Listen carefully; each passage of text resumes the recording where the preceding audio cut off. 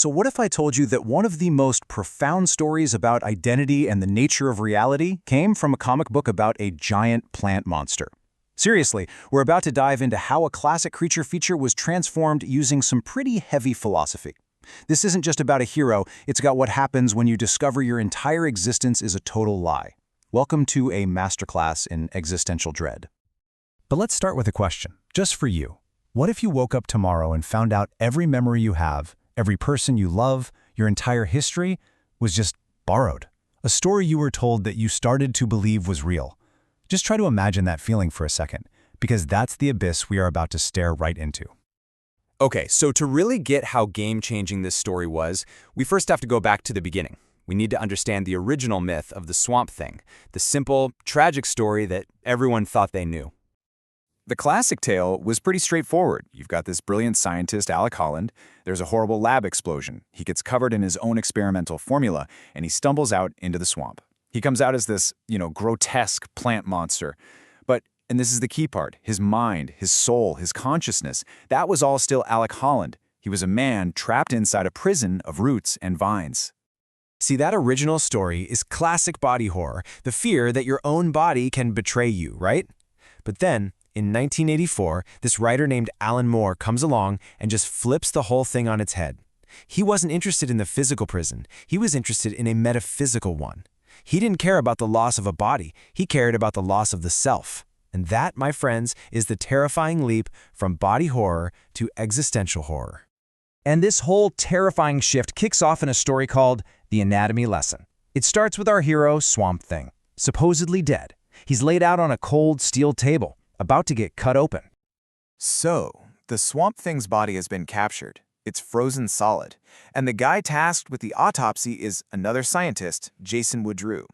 He's been hired by this shady corporation that wants to figure out the creature's biology so they can, weaponize it. They think they're about to dissect a man who turned into a plant, but they are so wrong. Now, Moore builds the tension here so brilliantly, just through methodical, clinical science. Woodrue starts the dissection, and right away, things just don't add up. The organs, they're not transformed human parts. They look like plants that are just poorly imitating human organs. He realizes its lungs couldn't actually breathe oxygen. Its brain is just a simple tuber. There's no way it could hold the consciousness of a scientist. The biology it's just impossible. And this step-by-step scientific breakdown leads Woodrue to this absolutely stunning, world-shattering conclusion. On the night of that lab accident, Alec Holland didn't transform into the Swamp Thing. He just died. So, what is this thing on his table? Woodrue figures it out.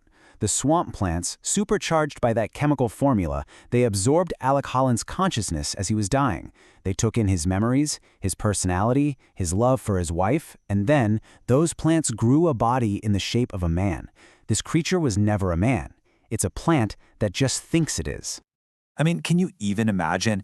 This revelation sends the creature into a complete philosophical meltdown. It's not about being a monster anymore. It's about not even knowing what you are.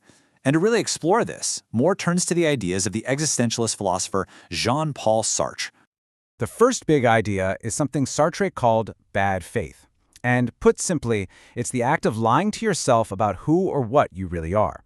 It's living a life of self-deception. And for Swamp Thing, this becomes the absolute core of his crisis.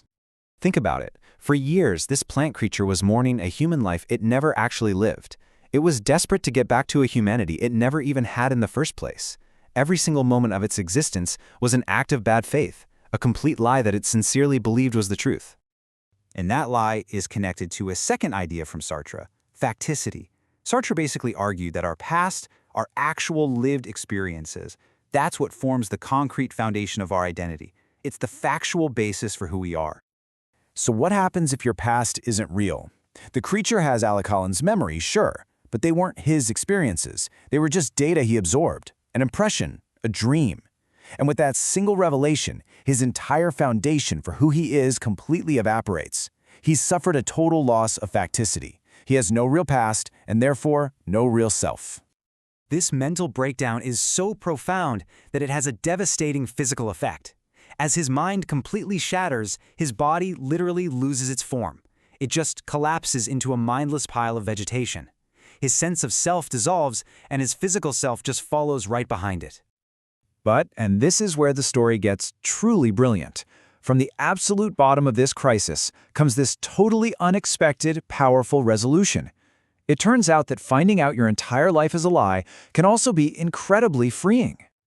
This brings us to maybe the most important idea from Sartre. Existence precedes essence. This is the heart of existentialism. All it means is that you aren't born with a fixed purpose or nature. You're not a chair built for sitting. You were born, you exist, and then, through your choices, through your actions, you define who you are. You create your own essence. And this is the key that unlocks everything for him. See, since he was never actually Alec Holland, he's not bound by Holland's human past or his limitations. He is totally and completely free. He rejects the name he borrowed, he accepts his true nature as a plant, and for the very first time, he gets to choose who he's going to be. And that act of self-definition, it makes him infinitely more powerful than he ever was before.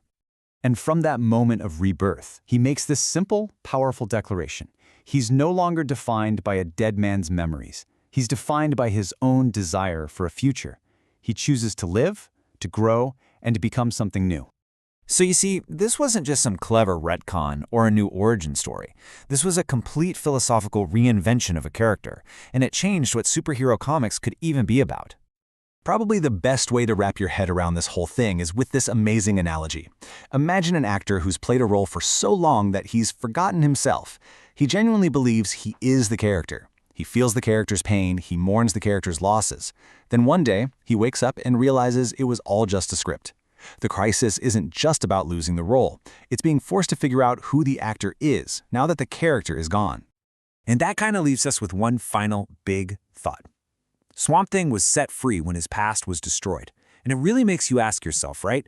How much are we defined by our own stories, by our own pasts? And if you could really truly let all that go, who would you choose to become? Right here, right now.